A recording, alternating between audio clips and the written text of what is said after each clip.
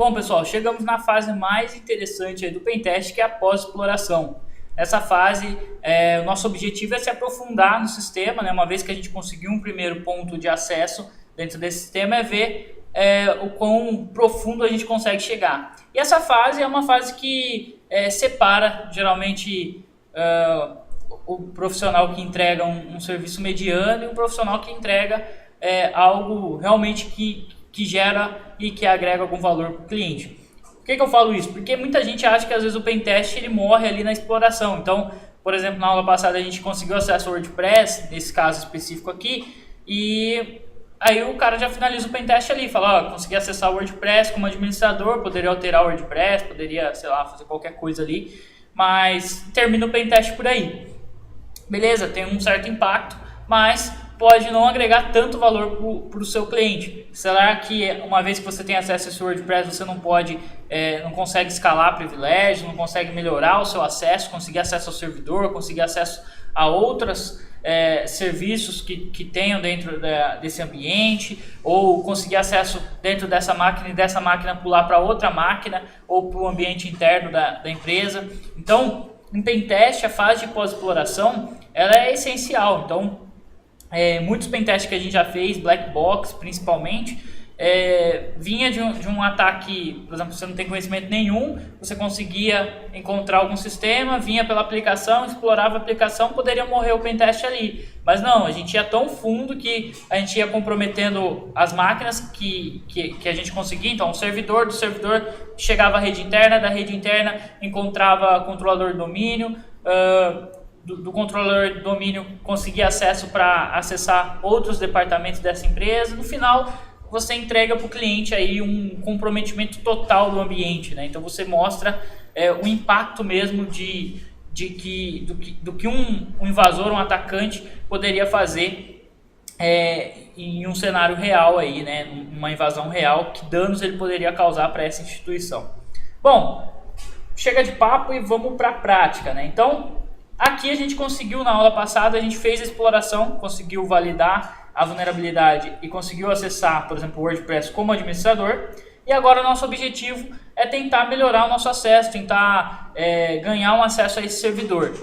Para isso, seria interessante a gente subir uma web shell, né, ou que seria um arquivo que a gente cria malicioso, que tem como objetivo da gente ganhar um acesso dentro desse servidor. Então aqui a gente está com acesso dentro da aplicação, mas eu quero ter um acesso dentro desse servidor para eu poder executar comandos, por exemplo. Então eu quero executar comandos dentro desse Linux aqui, eu não consigo através do WordPress aqui. Então eu preciso melhorar meu acesso aqui. Como que eu faço isso?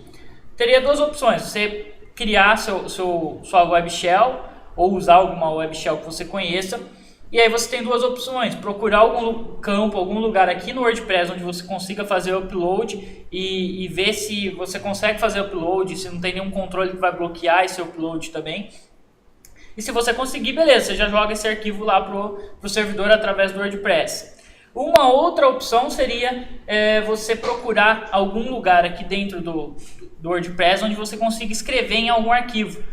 Então, se você tiver permissão de escrita para um arquivo, você consegue alterar o conteúdo daquele arquivo com conteúdo malicioso para depois você ganhar esse acesso. Então, é exatamente isso que a gente vai fazer aqui. Mas antes de explicar isso, eu vou explicar para vocês um pouco de como seria o conteúdo malicioso aqui, no caso, a nossa web shell. Algo bem simples mesmo, no caso em PHP, porque a nossa aplicação está rodando em PHP. Se fosse ASP, você teria que fazer isso em ASP. Se fosse em Java, você teria que procurar uma web shell em Java. Se fosse em Perl, em Perl. Enfim, você tem que fazer isso na linguagem que você está trabalhando e que aquela plataforma aceita, ok? Então, nesse caso aqui é em PHP. Então, só para a gente entender, eu vou criar aqui um arquivo, sei lá, ricardo.php. Então, o PHP, as tags PHP aqui, né? Basicamente a estrutura do PHP é essa. Básico do básico, né? Então, posso dar aqui um print curso DSEC. Então, eu estou mandando ele imprimir na tela curso DSEC. Ele vai exibir isso na tela, certo? Então, eu vou dar aqui, ó, PHP Ricardo e ele traz aqui curso DSEC. Se eu quiser fazer uma quebra de linha aqui, eu posso concatenar isso aqui no final. Eu coloco um /n aqui e ele faz a quebra de linha. Beleza. Curso DSEC. Então isso aqui PHP básico, né? Então, como que a gente poderia fazer de uma forma bem simples o PHP executar comandos do sistema operacional, por exemplo, no caso do nosso Linux lá. Então, imagina o seguinte, a gente tem essa primeira linha que a gente fez aqui, só para teste, e aí eu quero executar um comando do Linux aqui, por exemplo, o ifconfig. Então, eu poderia fazer assim, ó, system, e aqui dentro eu coloco o meu ifconfig eth0, por exemplo. Se eu executar isso aqui agora, olha que interessante, ele exibiu aqui e exibiu o eth0. Básico, né? E basicamente é isso que a gente tem que fazer. A gente tem que criar, usar a função system do PHP e criar um arquivo que vai trabalhar com essa função system, por exemplo, do PHP lá no servidor. Então a gente tem que dar um jeito ou de subir um arquivo com um conteúdo malicioso para lá, ou de achar algum lugar dentro do site que vai ter esse conteúdo. E aí qual que é o nosso objetivo aqui, depois que fizer isso, né, que conseguir acesso? Fazer uma conexão reversa ou fazer uma conexão direta com esse alvo, abrir um canal aí de comunicação com esse servidor remotamente, ok? Então, por enquanto, vamos fazer o seguinte, vamos procurar, vou fechar aqui, vou voltar aqui para o WordPress, e aqui no WordPress a gente poderia procurar aqui algum lugar que você possa fazer o upload ou algum lugar que você possa editar arquivos. Então aqui, por exemplo, a gente vê que ele tem alguns editores padrão dele, ó, no caso da linguagem PHP, e aí ele tem arquivos aqui em PHP. Isso serve para, às vezes, você quer alterar alguma coisa no seu blog, no seu site, na sua aplicação, você pode vir aqui e mexer nos códigos aqui. O problema é que esses daqui, por exemplo, eles não têm permissão de escrita. Você não consegue escrever dentro desses arquivos aqui para alterar, nesse caso aqui em específico. Você teria que procurar ou algum plugin aqui no editor que você tenha permissão para alterar aqui, ou também em temas aqui, ó, o editor de temas. Você pode procurar aqui dentro do editor de temas se você encontra algum desses arquivos aqui, ó, single.php, por exemplo. Ó, ele não tem permissão também. Então você teria que ficar analisando esses arquivos até encontrar um arquivo que tenha permissão de escrita para que você consiga alterar ele. Nesse caso aqui, nesse tema que está atual, não tem. Mas no tema aqui clássico, a gente tem aqui um arquivo 404, ó, que ele tem permissão de escrita. Ó. A gente consegue fazer um update, né? A gente consegue alterar o conteúdo desse arquivo. Então é exatamente isso. Ó. Ele tem um código PHP aqui e aqui a gente pode escrever a nossa função maliciosa. No caso aqui, por exemplo, system. Vamos fazer só um teste. Eu quero que ele execute o comando id do Linux nesse servidor quando executar esse arquivo 404. Posso vir aqui atualizar. Beleza, ele atualizou esse arquivo 404 do tema clássico aqui. Agora vem um detalhe, por isso que é importante você conhecer a estrutura da aplicação que você vai atacar, e é por isso que eu dei uma aula só de estrutura de WordPress, porque sem isso você não ia conseguir encontrar, por exemplo, esse arquivo se você não sabe onde ele está. Então aqui a gente precisa passar o caminho dele. Para isso, ó, vou abrir aqui então, ele fica em wp content. Lembra que aqui é onde armazena os conteúdos, temas. E aí ele tem um tema chamado classic. Aí lá dentro desse diretório classic tem esse arquivo 404.php. Se a gente executar ele, olha que interessante, a gente já consegue executar comandos do sistema operacional aqui no nosso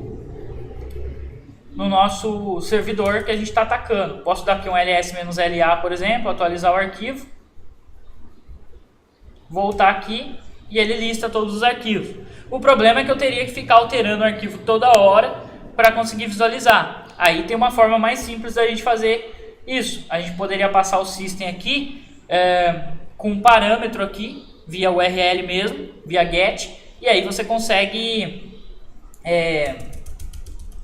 através da própria URL enviar os comandos que você quer. Então, por exemplo, eu poderia fazer aqui no system via get, eu quero que ele tenha aqui um parâmetro chamado dsec.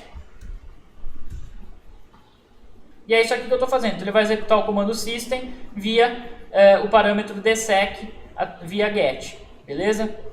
Vou atualizar isso aqui que eu acabei de fazer. Vou vir aqui no 404 então agora. Se eu fizer aqui, ele vai dar, não vai retornar nada. Então eu tenho que colocar aqui agora o meu parâmetro, que é dsec. Então dsec igual id. Eu tenho o comando id. dsec igual ls. dsec igual pwd.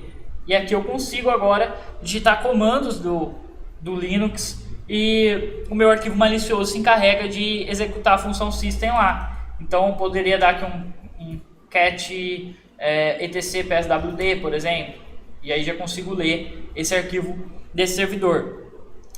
Beleza? Então é uma forma aí bem interessante da gente conseguir o chamado RCE, Remote Code Execution, quando você consegue execução de código remota. Então você consegue executar código de uma forma remota nesse servidor. Então antes a gente só tinha um acesso ao WordPress, agora a gente já tem um acesso para digitar comandos, para executar comandos desse servidor através aqui do WordPress e do arquivo malicioso que a gente fez aqui, certo? Bom, uma coisa interessante que a gente pode fazer agora, a gente poderia até fazer o seguinte, ó, buscar por programas que tem aqui, por exemplo, where is NC, que é o Netcat. Ó, maravilha, ele tem o Netcat por default, que o Netcat na verdade ele vem por default no Linux, então ele tem o Netcat instalado lá, ou seja, com o Netcat ele é conhecido como canivete suíço do TCP/IP, porque você consegue abrir uma porta, consegue se conectar a uma porta, fazer um chat, transferir arquivos, fazer um scanner de portas, tudo através do Netcat com comandos simples. Então dá para fazer muita coisa com ele. Nesse caso aqui, o que é interessante para a gente? Fazer conexão com o Netcat. Então a gente pode colocar o Netcat para abrir uma porta na nossa máquina e fazer esse servidor se conectar à nossa máquina. Ou a gente poderia abrir uma porta aqui nesse servidor, o que não seria, não funcionaria tão bem, porque a gente já viu que esse servidor, por exemplo, ele tem um bloqueio de firewall lá e ele barrava a gente. Então provavelmente se a gente abre uma porta aqui utilizando Netcat, poderia fazer isso aqui, ó, LP e abrir uma porta qualquer aqui. Eu quero abrir a porta 1337.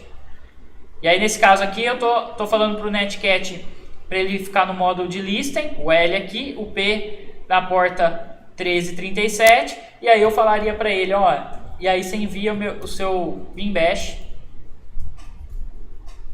para essa porta aqui. Ou seja, todo mundo que se conectasse na porta 1337 desse servidor aqui ganharia um acesso ao shell desse servidor. Mas nesse caso aqui, isso aqui não funcionaria porque o firewall vai barrar esse acesso. Ele não vai permitir que você consiga abrir uma porta qualquer ali no servidor.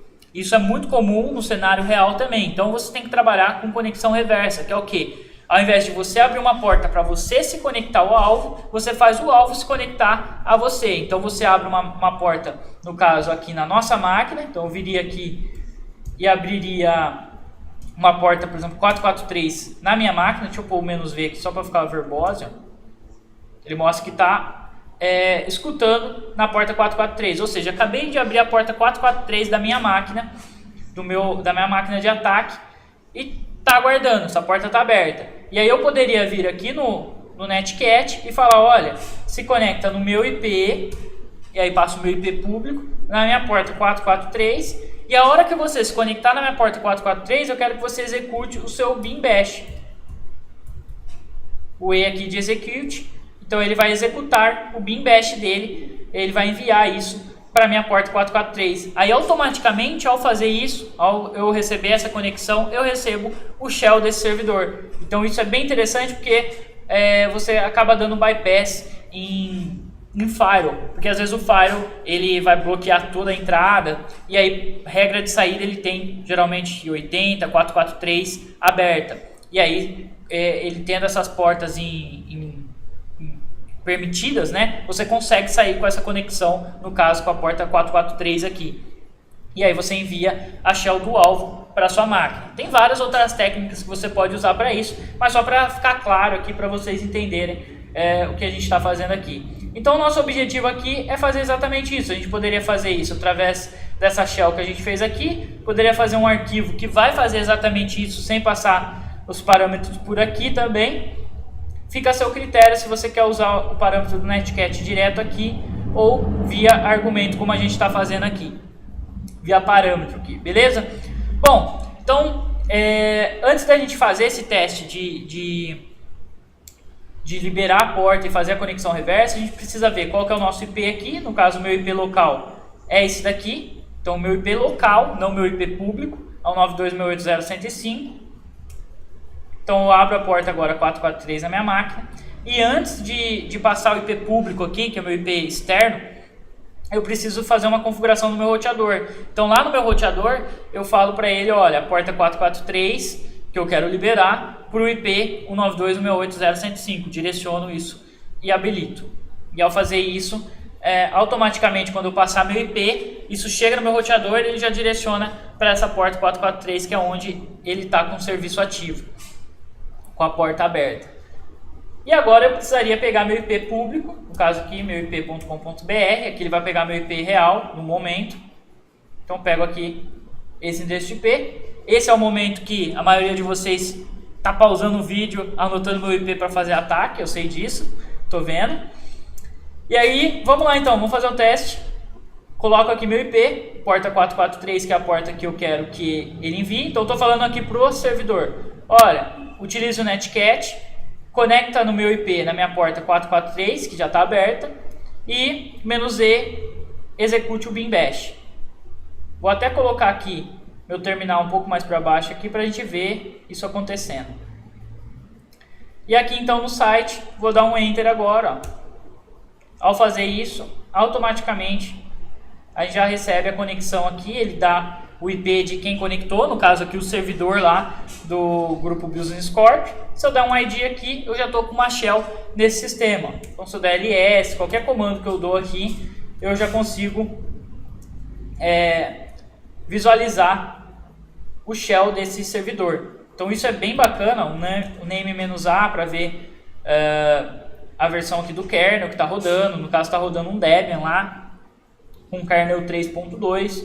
Enfim, isso aqui é bem legal. E aí, antes da gente finalizar essa aula aqui, só para a gente continuar e ter um acesso um pouco melhor, esse tipo de shell já é bacana, porque a gente já conseguiu um acesso a esse servidor, mas seria mais interessante se a gente tivesse uma shell interativa, que é uma shell que a gente consegue interagir com ela de uma forma como a gente interage quando a gente está logado, por exemplo, em um Linux. Então, um exemplo disso é, por exemplo, eu dou um netstat-nlpt aqui para ver serviços ativos. Aí ele fala que ele tem, por exemplo, o MySQL rodando aqui, ó. Só que o MySQL não está livre para a internet, ele só está rodando local nesse servidor. Então, eu poderia vir aqui e tentar logar nesse MySQL. Faço que o usuário é root, -p, e aí, nesse momento, uma shell interativa ia me retornar o input ali para me colocar a senha e tentar logar. Ó. Nesse caso aqui, ele não retorna, por quê? Essa shell aqui ela é limitada, ela não tem essa funcionalidade. E aí, uma coisa bacana que dá para a gente fazer aqui é que se existir Python, por exemplo, ó, vou dar where is Python, e ele tem o Python instalado nesse servidor, ó, que é o Python 2.7. Também é muito comum você encontrar Python instalado em servidores.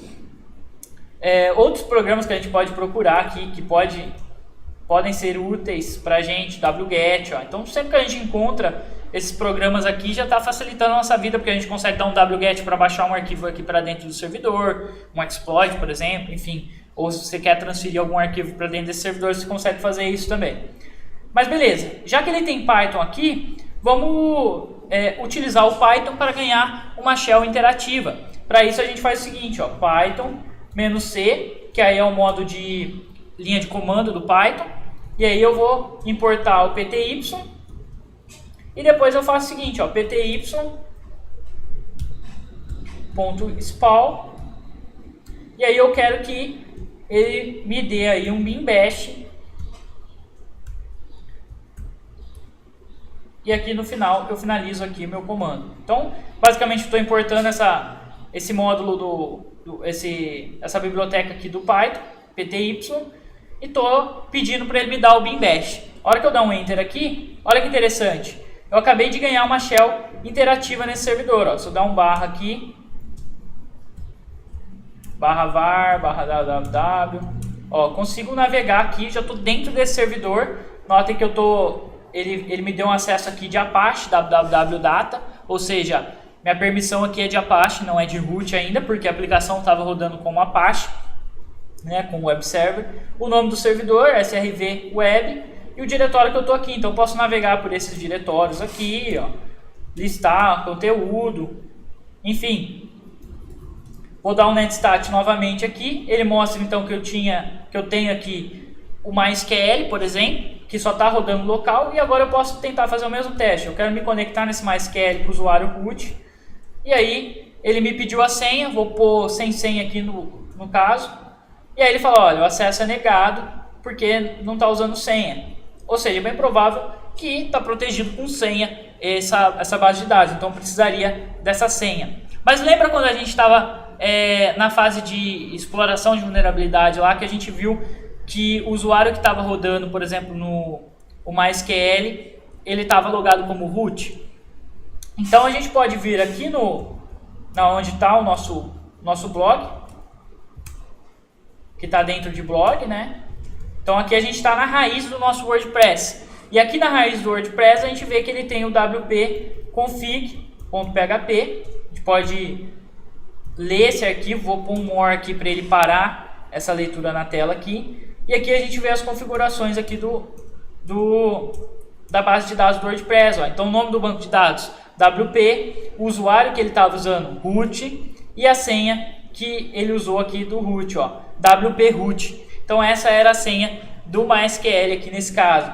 Então, uma vez que a gente sabe já a senha, a gente pode logar no MySQL, ó, usuário root, "-p", eu posso passar essa base de dados WP aqui, ou posso não passar nada, e aí ele vai abrir o input, vai digitar a senha, eu coloco aqui WP root e loguei no MySQL. Bom, loguei no MySQL, show, databases, para visualizar os bancos de dados que tem aqui. E aqui ele tem os bancos de dados padrões do MySQL, tem o banco de dados do WordPress, o WP, instalado lá. E olha que interessante, ele tem uma outra base de dados aqui chamada sistema. A gente pode fazer use sistema para a gente usar essa base de dados e ver as tabelas que tem aqui, show tables. Ele fala que tem uma tabela aqui chamada clientes. A gente pode mandar uma busca aqui, select asterisco from clientes. Ou seja, selecione tudo que tiver nessa tabela de clientes. E aí ele traz, ó, nome, usuário, senha e um limite aqui, ó, de vários usuários, de vários clientes que tem nessa base de dados aqui. Então isso aqui poderia ser uma outra aplicação que exista dentro desse ambiente, ou uma outra base de dados que usa para alguma outra finalidade, enfim. Só mostrando para vocês que a ideia dessa aula é justamente te mostrar que o poder da pós-exploração, né? Que você não deve ficar limitado apenas quando você ganha um acesso ao servidor, parar por ali. Você tem que ir o mais fundo que você conseguir. E essa aula demonstra isso, né? Se a gente tivesse parado só na administração do WordPress, tinha acabado por ali. Mas não, a gente conseguiu executar comandos, um Remote Code Execution, depois a gente conseguiu ganhar uma shell de forma reversa nesse sistema, depois a gente conseguiu escalar a nossa tipo de shell aqui para ela ficar uma shell interativa, conseguiu acessar a base de dados do MySQL que só funcionava local dentro desse servidor. Então tudo isso mostra que a gente consegue ir aprofundando no nosso pentest, beleza? Eu vou parar essa aula por aqui, senão vai ficar muito grande. Na próxima aula a gente continua. Até mais, pessoal!